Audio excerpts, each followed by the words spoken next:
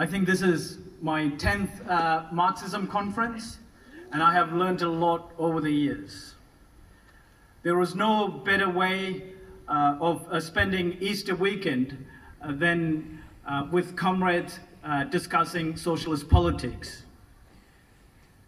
The first Marxism that I attended, I think I struggled to sit through many of the sessions, but today I'm part of many struggles, and I'm proud to stand here as the Victorian Socialist Senate candidate.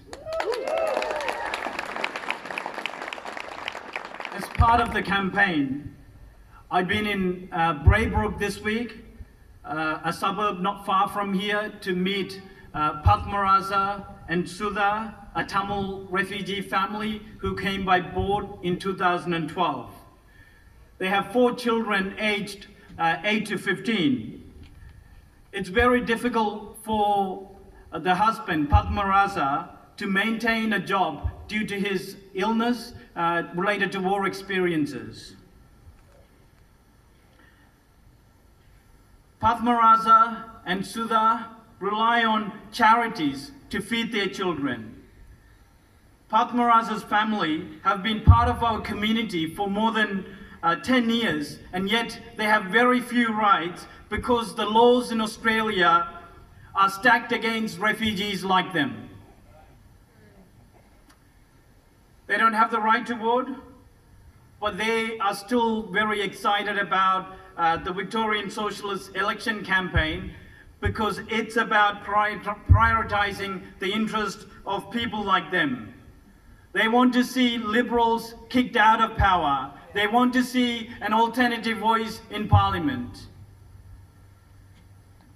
Padmaraza and his wife have offered to help out with letterboxing and hand out how to vote cards on the election day. Not just them, so have dozens of many other refugees, just like Padmaraza's. People who have been denied their rights and a say in the political process can see that Victorian Socialists are the only party that is not only standing for issues that matter to them, but challenging the system creating these issues in the first place. Not only that, they see that we're the only one talking to them. No other party wants to go and door knock refugees. Padmaraza's family is not alone in Braybrook. There are many people like them. Most residents of Braybrook are not refugees. Unemployment rate in the suburb is 3 times higher than the national average. More than 50% of the household are low income. There is hardly any public transport. Our political system has abandoned people in the suburb. Year after year, they see nothing changes. Politicians take their vote for granted. They have been told that people like Padmaraza and other refugees are their enemies, and that strong borders are there to protect them. But this is just politicians using the old trick of divide and rule while they help the rich get richer. It's not just in Braybrook. As Kath outlined in her speech, real wages have gone backwards for most Australians. They're spending over $200 billion on nuclear submarines while our health system is overwhelmed. They could have used the billions of dollars used to torture refugees, thousands of refugees on Manus and Nauru, to build more houses, to deal with the huge waiting list. The planet is burning, but our politicians are providing support to climate criminals rather than taking real action to address the issue. Aboriginal people are dying in custody, but the only justice that we see is for killer cops like Zachary Rolfe, who's walking free now. This is what happens under Liberals. We all know that. Their politics does not work for the majority. But for more than a century, workers have looked to the Labor Party to look after their interests. The Labor Party is in agreement with the Liberals on all fundamental questions. They occasionally use some progressive words. I mean, that's been absent in this election. Anthony Albanese says he will govern like former Liberal Prime Minister John Howard. Anthony Albanese's Labor Party has promised this week that they want to lift the job seeker rate that is well below the poverty line. The Labor Party won't do anything to lift the minimum wage. The Labor Party will turn back any desperate refugees arriving by boat. The Labor government will lower taxes for the top 10%. Labor Party does not want to challenge the system, comrades. They don't want to rock the boat because the boat is a yacht.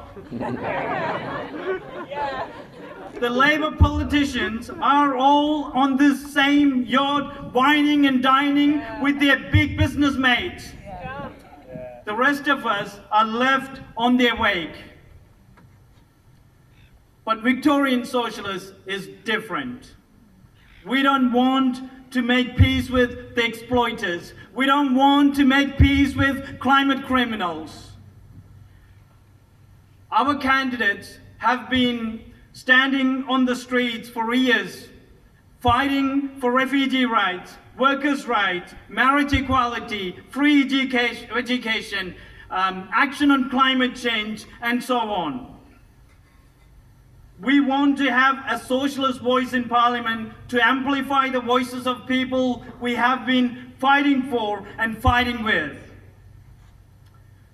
Workers in this country have created enough wealth to look after everyone.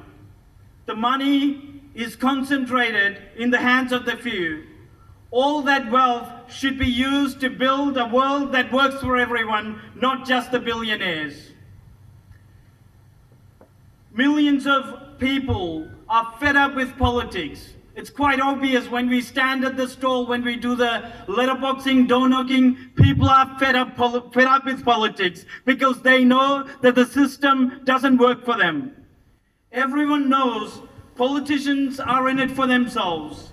That's why people hate the word politics.